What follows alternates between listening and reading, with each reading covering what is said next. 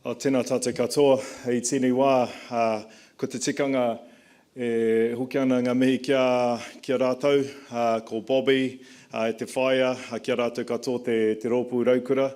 Tēnā koutou, mō koutou a whakatau ki a mātou, mō tēnei kaupapa, nō reira mihi ana ki a rātou. Tikana ngā mihi ki tō tātou kaihanga nāna te timatanga, nāna no te whakatūtukitanga o ngā mea katoa, nō reira he honore kororia ki aia. Huru noa i tēnei wā kia kōrua, ngā tūmuake ko ngā rangatira o tēnei, kaupapa, tēnā kōrua, David kōrua ko Peter, o tirā kia tātou katoa, e te whanaunga no miti tēnā koe. Huru noa kia tātou, tēnā koutou, kia ora mai tātou katoa. Well, kia ora everyone, and thank you Greg for the introduction and a bit of brief for the day. I'm really glad you didn't say anything about where smokers should go. Where are you, Greg? Yeah, I was just, it's surprising still at how many conferences you go to and you're doing this is the tallest, this is what you do in an earthquake or a tsunami, or where you meet in a case of emergency, and this is where the smokers go. So I hope that's not necessary in this conference. Look, I just acknowledged in my start the presence of the rōpū, the group Raukura, to welcome us, but also leave you with a bit of a challenge on that. Let's not have the window dressing, if you like, around inequity being just a bit of haka and a dance and some flack skirts, if you like, that's how they were referred in the day, but, actually being able to come out of hopefully my talk to you about a challenge around how your services can address the inequity that exists. And so I'm, as Greg said, probably a better description as a bit of a disruptive troublemaker who strays off from the herd. Actually, one reference to me was as a maverick. Or a big mouth probably is a better description, but it's around sort of challenging the idea of what we've always done is the way we always have to do it, and certainly I'm sort of not particularly fussed of pursuing that as a satisfying career at the end of it. So I guess the theme of this conference is ko te tūroro, ko te pokapū o mātou mahi. Putting the patient at the centre. I'm really keen to sort of demonstrate how I think that could be achieved. And health equity is always a priority. If you go to any boardroom across New Zealand, I dare say it's the same in Australia. And just a mihi to those from across the ditch. Who's from Australia here, please? All right, okay, good.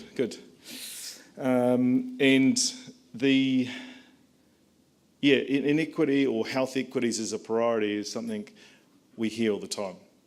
Every boardroom, every executive leadership team, and every meeting will be put forward as this is one of our strategic goals for this year, or this period. And I sort of think we need a shift from the rhetoric of saying these are things that we want to pursue and aspirations we want to attain, to actually saying let's put some action and let's have some activity that demonstrates we're making a difference. So I'm here to sort of not just entertain you, I hope, but also challenge you to say that you actually, I believe, you have a massive opportunity to address inequity, whether that's across regions and geographic, populations, so rural populations missing out over urban, and certainly I've experienced that from my own point of view, having recently moved from rural New Zealand to sort of Auckland. The difference in care that we would experience as consumers of health service, and but also across ethnic groups and social groups, and so there's a huge opportunity for us to look at new models that allow us to deliver better health outcomes, and actually the services you provide, frontline services, first responders, massive opportunity to be a part of. And I said just in an interview before I came in here, transformational change. I would probably never witness again in my career, driven by just reshaping and reforming how we deliver services. And obviously my particular passion, and just to acknowledge Will Reedy here and Adrian, who believing that it's going to be achieved by sort of digital applications of what we did previously in an analogue way. So I just say, acknowledging that group. Actually, Bobby looks like he's not here anymore. Bobby is the kaumātua. I think he's gone. So Bobby went to a school I went to called Hātōpētara College a little bit before my time. And it's interesting because I come from this background of being disruptive and challenging the system. And I ended up Hātōpētara College, which is a boarding school for Maori Catholic boys in Northcote, just on the other side of the bridge for our visitors. When I was about 15, I had been expelled from 2 secondary schools before I arrived there. Did anyone know that? Okay, so if you're from Australia, you can. This is this type of people they elect to New Zealand of the Year. So have great confidence in the future for New Zealand. I guess the reason I say that is, I was 3 years of age when I went to when my mother took me to Mount Eden Remand Prison to visit my father. Okay, so he came from a family of 18. He's one of 18, significant poverty, significant social dysfunction with alcoholism and violence and crime. And so I was 3 when I arrived there, when I was taken by my mother to see him. And all of those things are a part of our life. And then we had sort of a troubling period, separation, so we could get out and away from all that problem. My mother raised us and on her own. And I ended up going through a schooling system that actually counts against you if you're a half-caste kid in New Zealand. So if it's a term from sort of around the Indian around the sort of English occupation, I guess, of India, and so you're a half-caste kid who was being raised by a solo mother on a benefit, and this caused opportunity for prejudice and bias to come into the services I interacted with, which is, at that time in my life was schooling. And so quite early on, my teachers thought I had a learning disability. Okay, so they thought I was disruptive, and which is true. Okay, and couldn't, had no future, and my best chance was staying out of jail or something like that. Okay, now the reason I mention that is because it should inform you about why I do what I do today, right? Because number one is, one size doesn't fit all for education, and the same applies to health, right? One health system doesn't fit for everyone. The other thing is, we use prejudice and bias to count against giving the best possible health outcomes, because we've already predetermined what a person needs or what they want. And so that's a part of what drives me. They were wrong to believe that I had a learning disability or learning problem. I believe the schooling education at the time had a teaching disability, okay, and problem. It's fair to say you can't get through med school, Adrian, and well with a significant learning disability at least. Some may have got through, scraped through, but you and the things that were back then considered to be a weakness for me when I was schooling, which is disruptive and doesn't follow the bunch and doesn't do as he's told, are now being, now we celebrate that. We celebrate that in individuals as being disruptive leaders in the areas of whatever the sectors they're leading. So I guess why I say that is to give you an idea of why I'm protesting, and I'm asking you to join this movement really of, to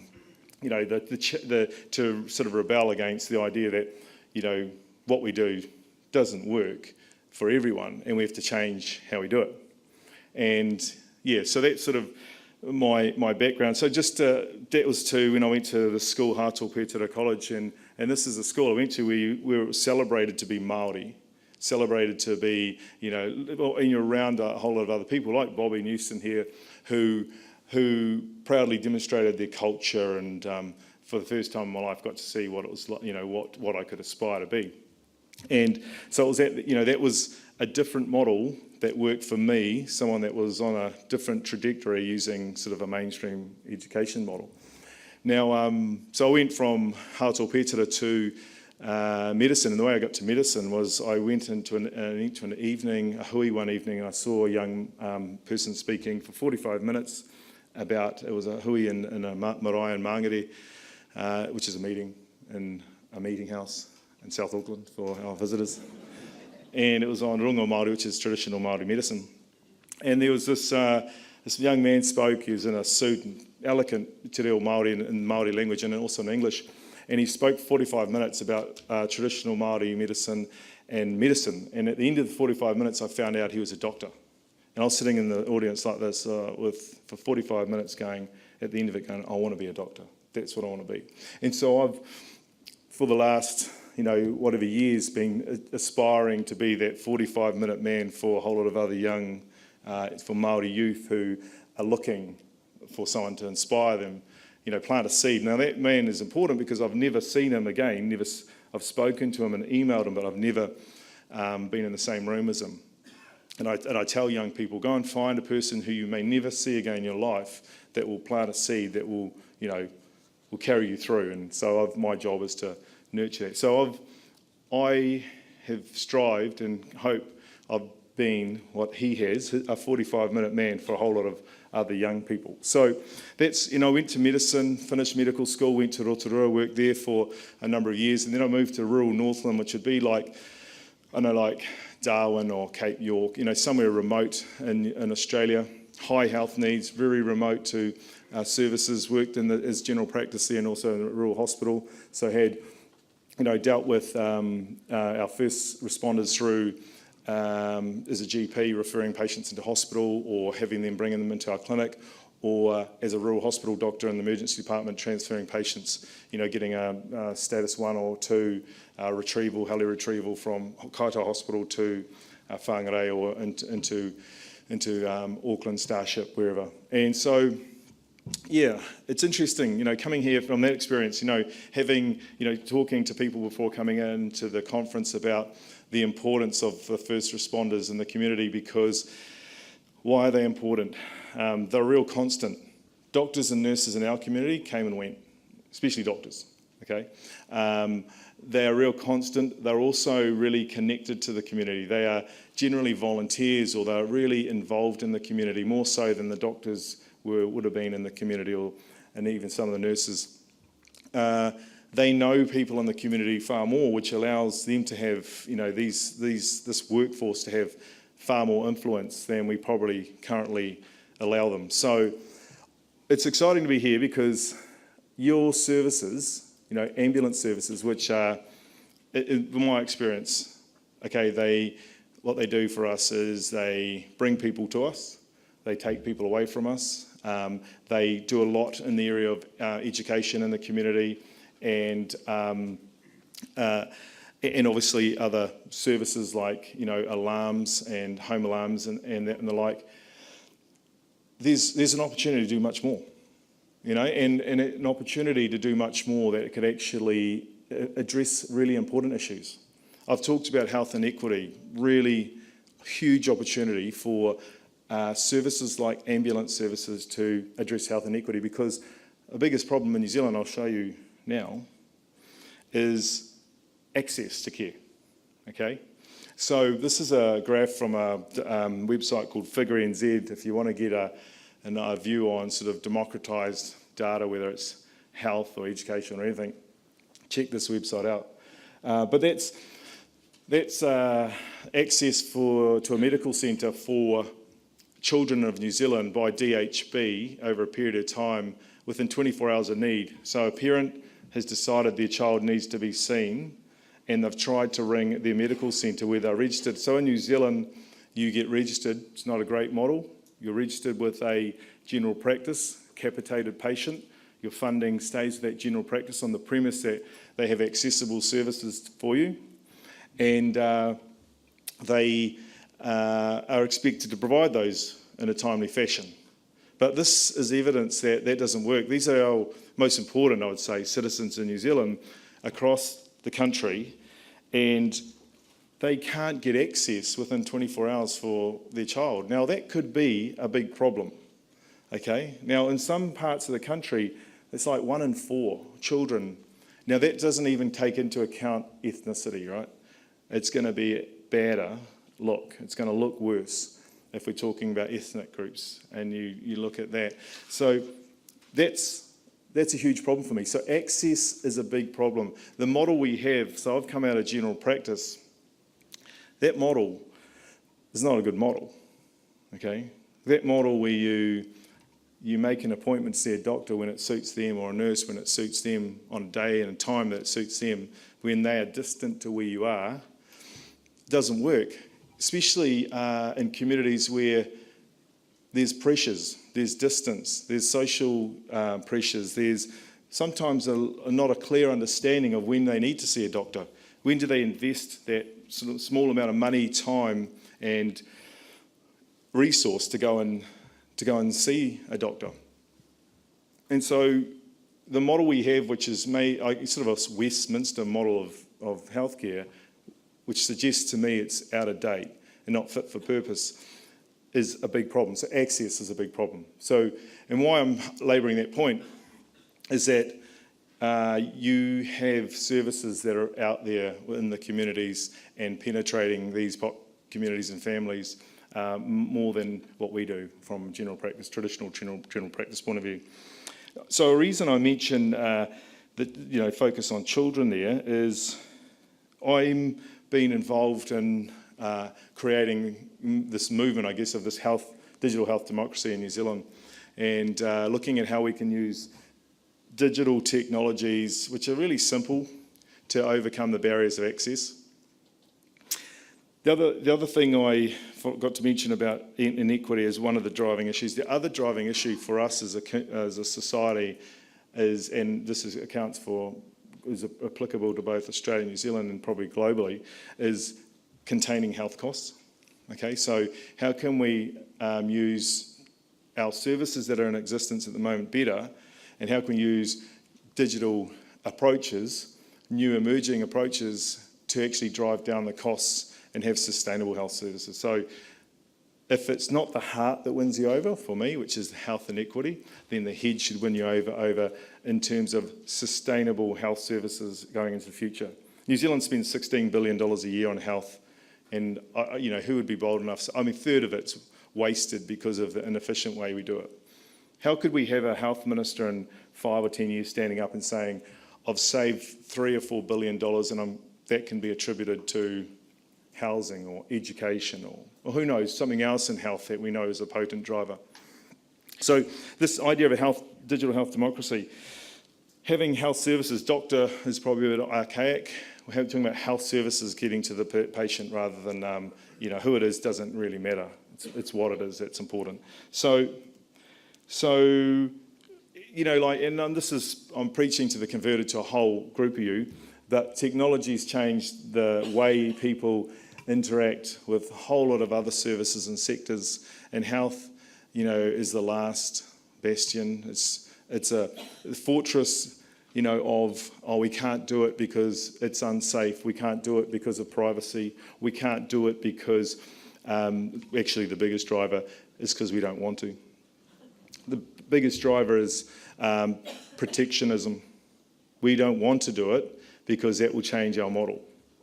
And we don't want to do it because it's going to upset the way we do things, and we've been trained, we're invested in doctors being the core and nurses being the core of our health services, and hospitals being the centre, and we talk a lot about patient-centred care, but again, I think that's a lot about, it's a rhetoric. I think it's up there with health inequities when people talk, about purely having patient-centred care, or truly. But what we've seen in other sectors change how services can be delivered is the promise for what can happen in health, if we're brave enough to take it on, right? Brave enough to overcome the naysayers. It's safety, it's privacy and stuff. My response to the safety argument is, how safe is our health system? How safe are we to say, okay, are we causing harm by not exploring other opportunities that could be smarter? Are we causing harm because we're not looking at having artificial intelligence driving all the clinical decisions in a practice day? And my answer is, and I think you would agree, is we are, by denying the opportunity to realise the promise of what these technologies offer. So we've been developing this program called I Walker for the last 5 years. So just for those from Australia, I Walker is about children or the little children of, it's basically your second generation grandchildren there. It's a Maori term. Came out of a program called around reducing rheumatic fever in New Zealand. Okay, getting lay people to do throat swabs and picking up strep throat and treating them fast. You have the same problems in Aboriginal communities, actually world leaders for that. And it's about using these technologies that are sitting over people's heads and actually and giving them access to smarter models of care. So what we've been doing for a number of years is using some simple technology, so nothing sophisticated, nothing flash. You know what, that's probably the beauty in what we're doing, it's simple. It's not, we didn't try to create something really sophisticated and complicated. We used cloud. We created a cloud-based health system. We created an application that sits on a device, and we put it really fast into the community. So something simple and got it out there real fast. So we've been running this program for 5 years, and it's about providing a new model of care. Okay, so the I Walker program, we actually train a layperson. So this lady Emma is a kindergarten assistant at a South Auckland kindergarten preschool, okay? Her primary education or qualification is early childhood education.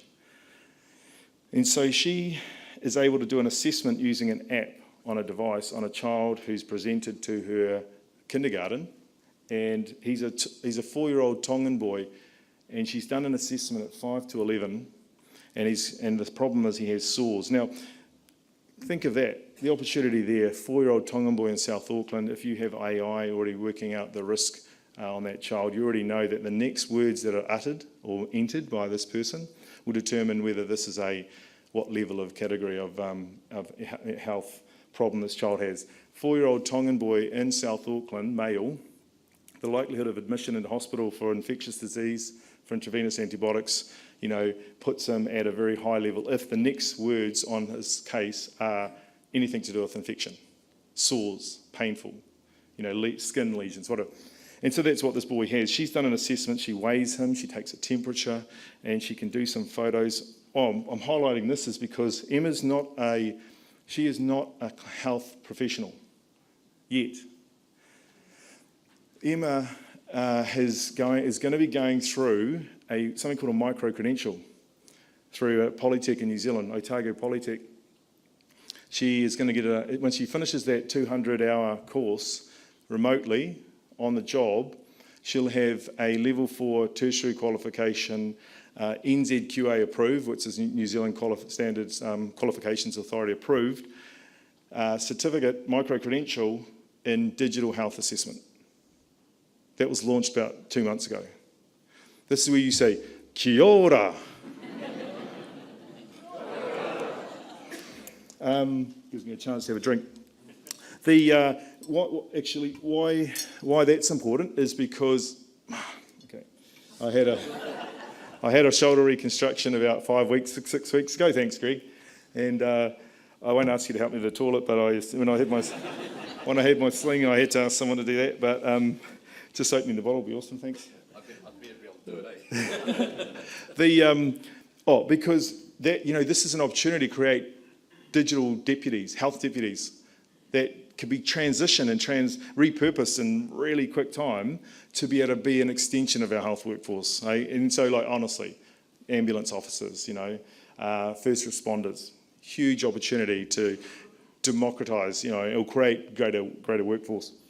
And so she can do an assessment, she can take some photos of this child, she can send it up to the cloud. It was done at 5 to 11 in a kindergarten in South Auckland, and it goes from her device to a digital health team that sits in Grafton now, and this could be coming from the top of the country or the bottom of the country. It could be coming from, where we're going to soon in Dunedin, and it goes to a digital health team who then sends it on a suggested treatment plan to a doctor who, as you can see, actually I'd like to say that was the doctor watching the Australian Wallabies getting hammered on the 18th of August in Sydney. But it's actually the Maori All Blacks giving the US Eagles a toasting in Chicago at 8:30 in the evening. And that child was assessed in South Auckland at sort of 8 o'clock in the morning, say. And it takes 5 minutes. Goes to the doctor says, oh, they need some treatment. Script goes to a pharmacy 500 metres down the road from that kid. Takes 5 minutes. You know, this is the promise of simple approaches that could overcome the barriers of access. That child has a health problem that had been there for a while in a country where accessing a GP in New Zealand for under the age 13 is free. Okay, it's been free for 5 years, maybe longer. For under 7s, it's been free for about 10 years. So, you know, I was sitting and listening to the minister recently talking about how he's going to increase funding for seeing a GP and increase things, but it's always about trying to improve the current model. You know, I mean, if that's what you believe is transformational, then, you know, we're on different waka, okay? Because that's not transformational. Tinkering around the edge of the same old thing is not transformational. That is, if you look at that, there's been no noticeable improvement in the health outcomes of Maori children since they made it free for under 13s or under 7s. You know, there's still disproportionate numbers of Maori and Pacific children that are turning up to hospitals with infectious disease needing admission for intravenous antibiotics and pneumonias and all of these things that we call in New Zealand ambulatory sensitive hospitalisations or preventable hospitalisations if you had access to primary care. So my challenge is, that's not the solution. It's not trying to make, you can't turn a beaten up Morris Minor into a Ferrari by polishing it up, okay? Having said that, how do you create a Ferrari when you're racing along the southern motorway at 100 miles an hour when you've only got 4 wheels and a steering wheel and an engine and a seat? You know, you're trying to add on stuff. You know, it's hard, but that's innovation. That's doing something different. I talk about, we just developed something fast and got it out of the blocks. We didn't sit in the garage building the Ferrari and it takes 30 years and you finally get it out. It's all shiny and new, and anything that uses an internal combustion engine is a dinosaur. You know what I mean? It's like you've just got to get out there, you know, get something simple, smart, and get it out there fast. And that's what we've done with the I Walker program, using simple technologies and then applying it in a really smart way. Now, I'm going to just talk about how this relates to, obviously, your own sector. But, so, simple technologies in a smart way. How does smart technologies in an exponentially smart way, being applied in an exponentially smart way, change the game? Because what we're doing at the moment is okay, but what I want to do is cool, okay? We're going to be uber cool health stuff, you know, not doing things using the promise of technologies that are listed here and the technologies that haven't even been developed, okay? And I'm going to show you an example of what I think things could look like into the future, and it's certainly around Indigenous health. Is Yvonne still here? She's not, maybe she's gone. Okay, here we go. See if this works. Frank, good man, Frank. How do we deliver more care to more patients for less cost? The answer is through technologies like digital humans. How are you today? Kia ora, Doctor.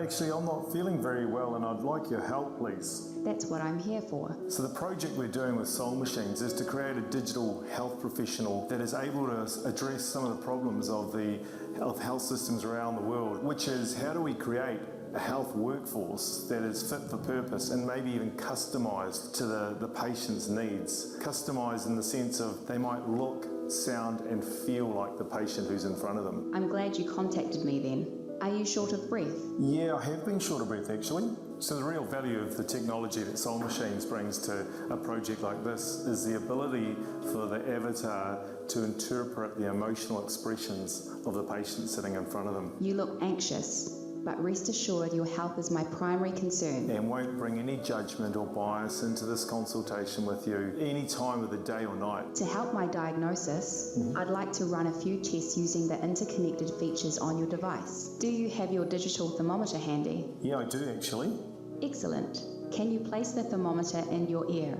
The pressures of health systems that are operating with limited resources, where there's not enough doctors, not enough nurses, and just not enough clinics to go around, are felt more acutely in communities that are remote, and also certain populations, like Indigenous people. Okay, you can remove it now. Your temperature is a little high, but not alarming. Let's test your heart rate and oxygen levels using the smart pulse monitor like this one. The opportunity here with digital health professionals is to be able to penetrate these services into those communities. Please clip it to your fingertip and hold for 5 seconds. So I'm passionately committed to Indigenous health. And finally, I'd like to check your breathing patterns. Please plug the digital stethoscope into your smartphone. Then place the device on your chest and breathe deeply. This is an opportunity to say, tomorrow we can offer you a health service that looks like your people, sounds like your people, and feels like your people. I've processed your results and believe you have a chest infection. I sent a prescription to your closest pharmacy on Queen Street. This is a very exciting next step in the ability for us to deliver better health services and essentially better health outcomes. That's why I'm here. So this is where you say kia ora if you think so, if it's appropriate. Only if you think it's appropriate. I don't want to sort of tease it out of you. So in that demonstration, actually, the first time have you seen that, Will? Yeah, you have, yeah. Adrian, you've seen it, haven't you? It's been a bit reframed, but the first time I presented that was here at a conference for intensive care specialists, and just, a lot of doctors talking about how do the technologies of the future actually future-proof against the fact that, so in New Zealand, I'm not sure what the situation is in Australia, 50% of GPs are going to retire in the next decade. And we're replacing them at about 18% of that loss, rate. So, we either have a minister who finds, $400 or $500 million a year, to sort of drop out of the sky to train more doctors. So, like, investing in that Morris Minor, that, put more polish on it. Or we look at new models that allow us to do things differently and maybe use, not need to replace those 50% of doctors that are retiring because we're utilising other workforces. Like I gave you an example of how education, people and staff and education sites could be doing things differently. Like with this opportunity here, I was speaking on the interview this morning with Yvonne there. How could an ambulance officer who's attending a rural a community rurally, who's remote to service, and we're just thinking about a shared community that Yvonne and I know, who's there to manage someone who's had a sprained ankle. But someone in the family is a diabetic who hasn't seen a doctor for 5 months or a year. And they were able to do a test where they can use point of care tests, so they can use technologies with AI in the cloud that could actually help that ambulance officer get that person back on track. And they're in the community, so they can actually go back there a month later or go to the, manage, say, far more than what they're currently managing. And they're so well positioned to do that because they are in the community. All we have to do is take a punt and believe that, we have people in the community that could do the jobs of what we're currently putting somewhere else. Repurposing roles, right? I think there's huge potential there. So what we've been doing in New Zealand around digital health for children is pretty exciting. Using simple technology, really exciting on what we could do when we start using other things like AI and avatars. That company there is a New Zealand company that's very, very doing some very cool stuff. In there was a collection of emerging technologies, AI, Internet of Things, the user interface being an avatar. What's unique about them is that their software uses the camera on a device to look at 52 tracker points on a patient's face to determine 8 to 10 emotional expressions. Confusion, agreement, sadness, pain, depression perhaps, concern, So huge opportunity in a sector which relies on trying to interpret people's emotions, and you throw into that, verbal clues and other indicators, physiological sort of, markers of stress or the like.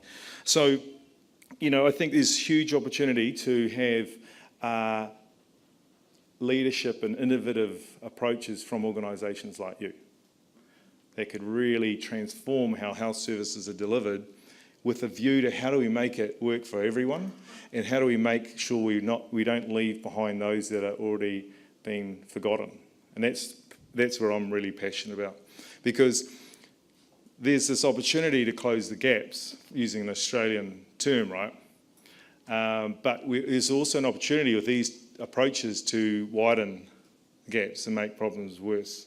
If we're developing them with a view to how do we make sure those that are already getting served get better service, that would be a huge concern of mine. So oops, sorry, next one. Oh, what am I doing here?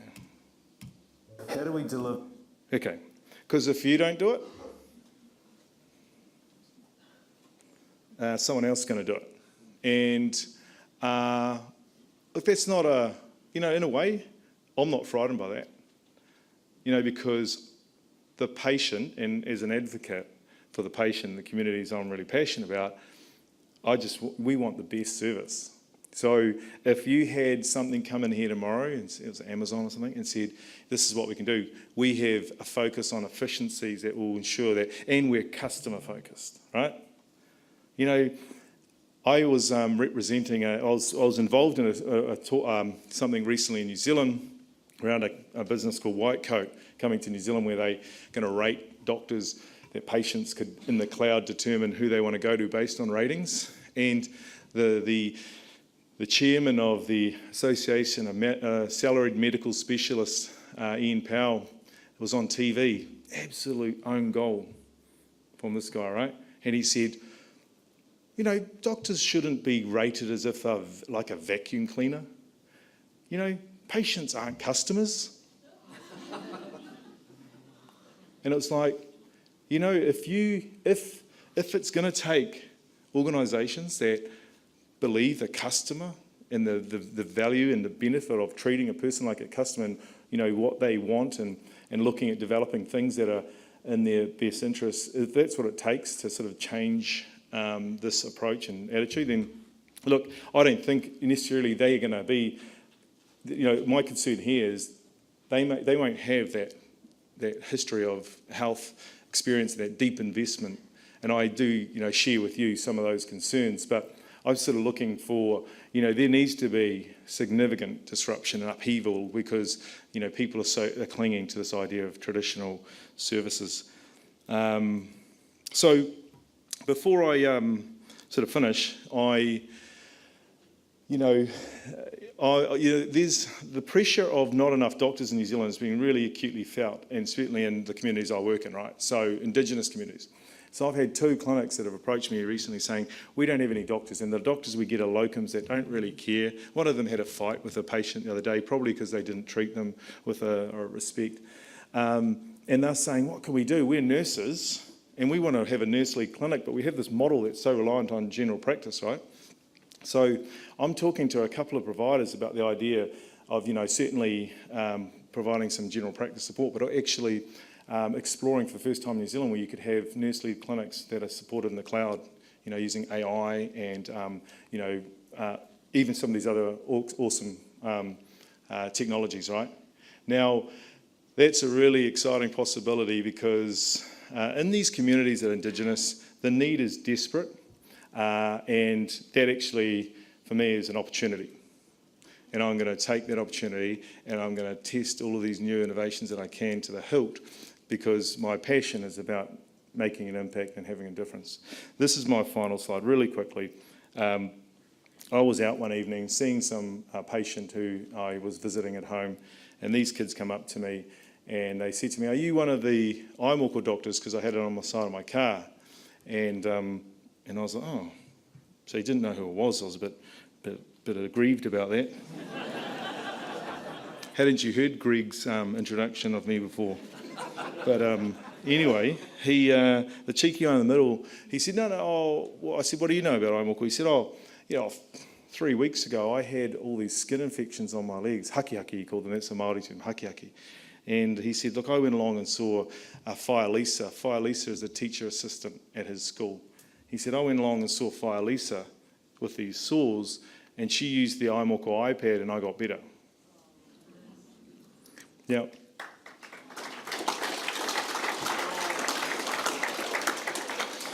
The good thing there is, you can you could create a clinical workforce that sits in the cloud. And at the moment, I'm creating this clinicians in the cloud community in New Zealand, where I'm getting as many engaged doctors who are prepared to look at getting in the cloud and doing health services. And this is not unique to what I'm doing in New Zealand. Globally this is happening everywhere, right?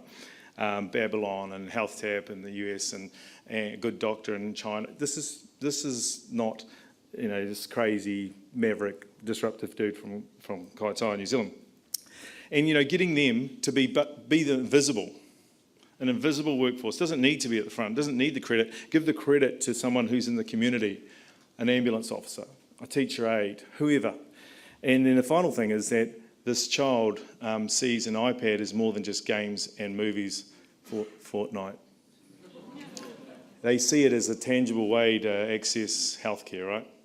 And you imagine a population of kids that come through an education system that, what we're hoping to achieve, who come out at 18 knowing if they have a health problem, they can log on and get their healthcare done in seconds and minutes, as opposed to hours and days and weeks, which is our current model. So look, thanks again for the invitation to be here.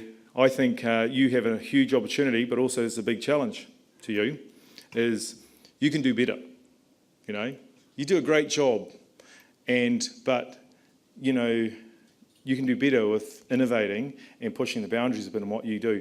You have an opportunity because you reach into communities and you're trusted. And I think that should be utilised to its max and using these emerging opportunities. So, nō reira nō kia tātou, tēnā koutou, tēnā tata katoa. Kia ora.